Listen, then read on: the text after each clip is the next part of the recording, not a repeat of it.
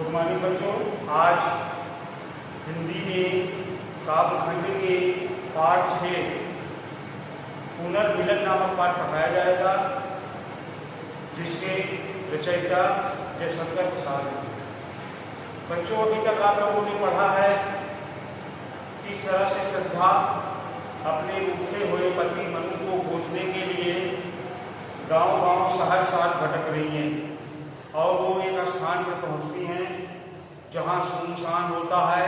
तो वहां पर मीरा नामक स्त्री जब उन्हें देखती है कि इतनी रात्रि को कौन स्त्री है जो रोते हुए किसी को खोज रही है, तो उसके मन में प्रश्न उठता है कि आखिर ये कौन है, किस लिए इधर आई हुई है।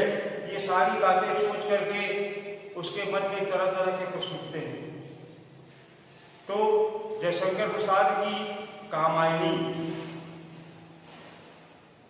नामक रचना है, जिससे ये अंश लिया गया है, जिसमें श्रद्धा और मनु की कहानी के बारे में बताया गया है। क्योंकि प्रकृति में पहले पुरुष के रूप में मनु और पहले स्त्री के रूप में श्रद्धा का जन्म होता है। तो दोनों एक दूसरे के प्रेम में आश्रित थे, किंतु किसी कारणवश मनु श्रद्धा से रूठ करके, नाराज होकर के कहीं दूसरी जगह चले जाते हैं और श्रद्धा उन्हें खोजने के लिए निकल पड़ती है। तो आइए बच्चों, उससे आगे पढ़ते हैं।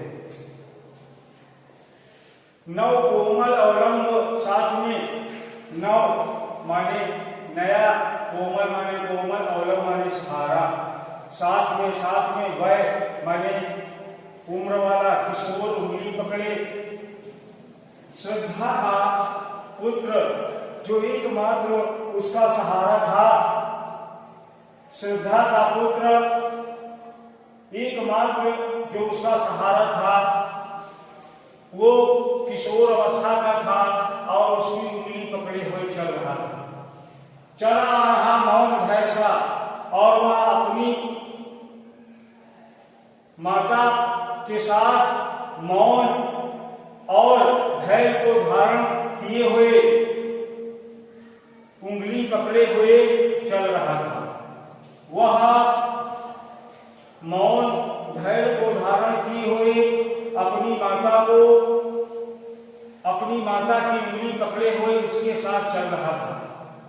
थके हुए थे दुखी बटोही, वो दोनों माता और पुत्र थके हुए यात्री थे। थके हुए थे दुखी बटोही, बटोही माने यात्री।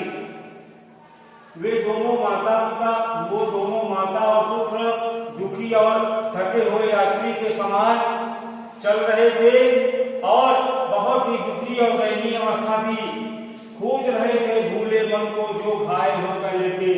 और वो भूले हुए मन को खोज रहे थे जो कहीं घायल अवस्था में जमीन में पड़े हुए थे। खोज रहे थे भूले मन को जो घायल होकर लेते। तो अपने मनु को वो खोज रहे थे जो कहीं किसी स्थान पर घायल अवस्था में पड़े हुए थे। नव कोमल अवलंब, साथ में श्रद्धा के साथ उसका पुत्र जो जिसकी उम्र लगभग 14-15 साल थी, अपनी माता श्रद्धा की उंगली पकड़े हुए उनके साथ चल रहा था। वो मौन धैर्य धारण किए हुए अपनी माता श्रद्धा के उंगली को पकड़े हुए उनके कदम से कदम मिला करके चल रहा था। थके हुए थे दुखी बटोही, वे दोनों यात्री थके हुए थे। वो दोनों माँ और पुत्र, वो दोनों माँ और पुत्र थके हुए थे और वो इस तरह से दिखाई दे रहे थे जैसे बहुत दुखी हूं। वे दोनों यात्री, माता और पुत्र, दोनों थके हुए दुखी यात्री के समान दिखाई दे रहे थे।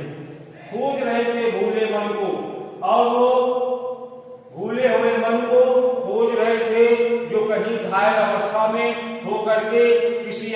पर लेटे हुए थे और घायल अवस्था में जो कहीं मनु लेटे हुए थे, उन्हीं भूले हुए मनु को वो माता पुत्र खोज रहे थे।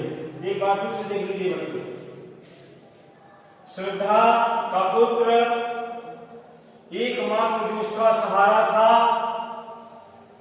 वो उसकी उम्र 14-15 वर्ष थी, अपनी माता की उंगली पकड़े हुए साथ साथ चल रहा था। वह मौन धारण किए हुए, अपने हृदय में धैर्य धारण किए हुए, अपनी माता की उंगली को पकड़े हुए उनके साथ चल रहा था।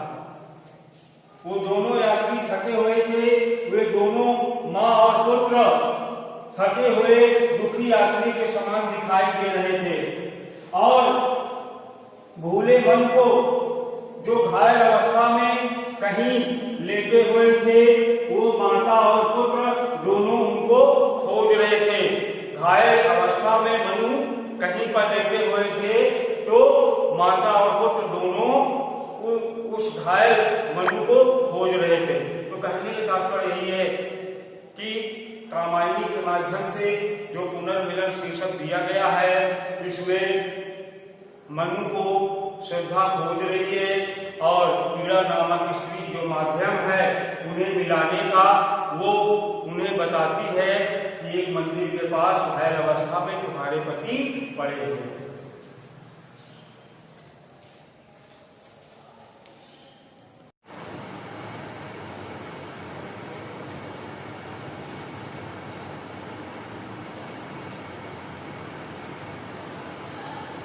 गुड मॉर्निंग बच्चों, आज हिंदी में काव्यखंड के पाठ 6 पुनर्मिलन नामक पाठ पढ़ाया जाएगा, जिसके रचयिता जयशंकर प्रसाद हैं।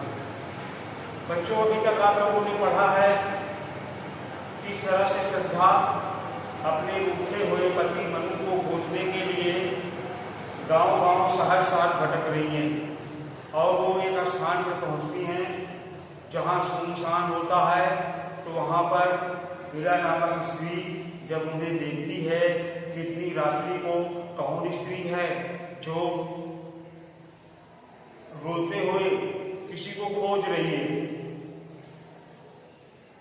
तो उसके मन में एक प्रश्न उठता है कि आखिर ये कौन है, किस लिए इधर आई हुई है।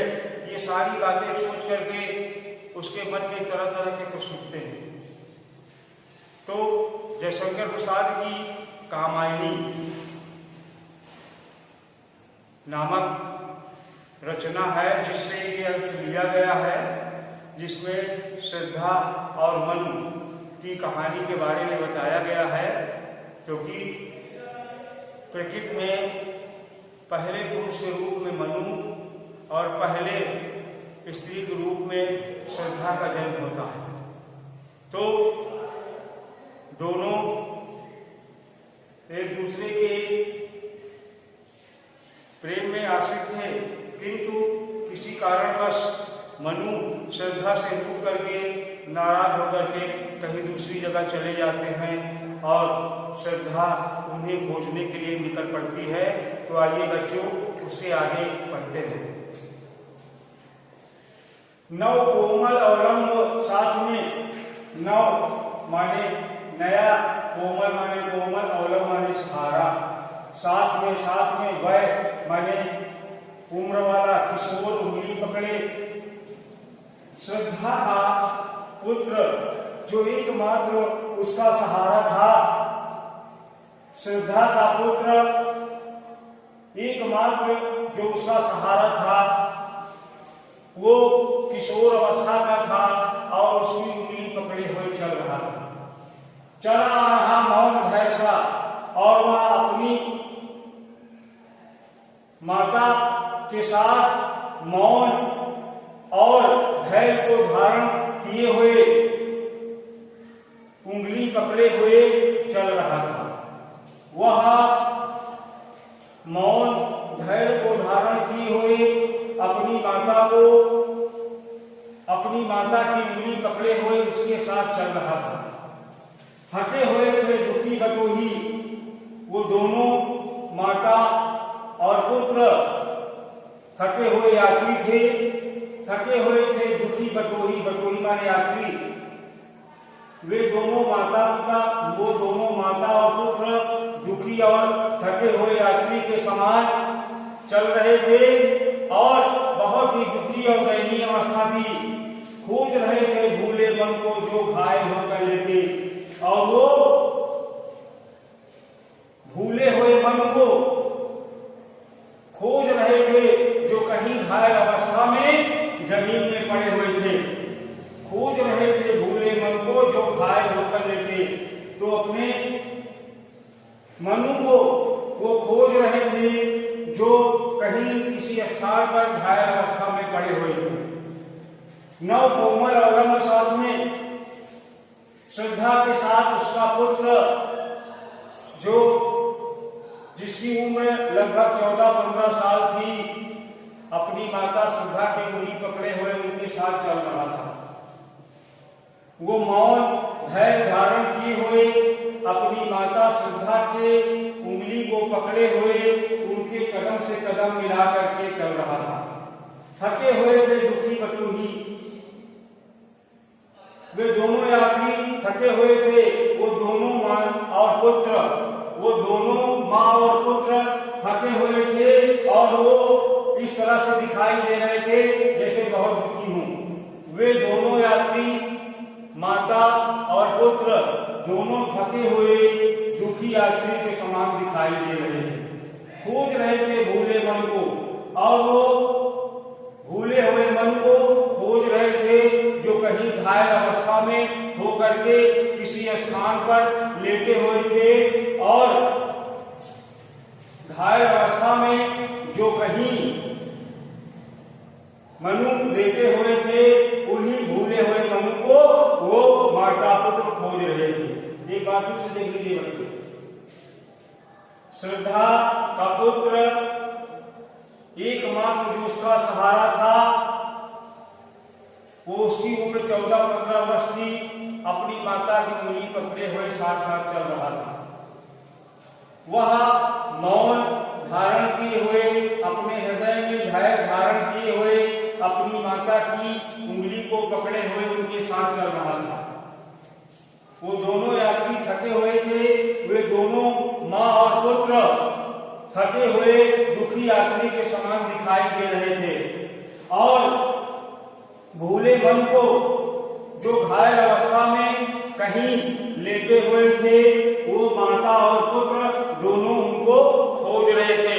घायल अवस्था में मनु कहीं पर लेटे हुए थे, तो माता और पुत्र दोनों उस घायल मनु को खोज रहे थे। तो कहने का तात्पर्य यही है कि रामायणी के माध्यम से जो पुनर्मिलन शीर्षक दिया गया है, इसमें मनु को श्रद्धा खोज रही है और पीड़ा नामक स्त्री जो माध्यम है उन्हें मिलाने का, वो उन्हें बताती है कि एक मंदिर के पास घायल अवस्था में तुम्हारे पति पड़े हुए हैं।